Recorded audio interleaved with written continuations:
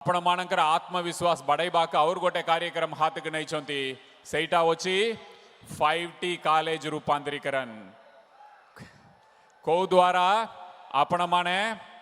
आपणकर कॉलेज रे smart class पाइबे ई लाइब्रेरी पाइबे साइंस लैब पाइबे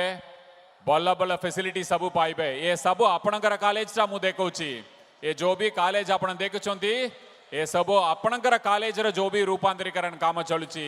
सेही कामटा देखुछंती आपणकर कॉलेज 17टा कॉलेज के रूपांतरीकरण रे शामिल कराई छी गजपति जिल्ला रे ये सब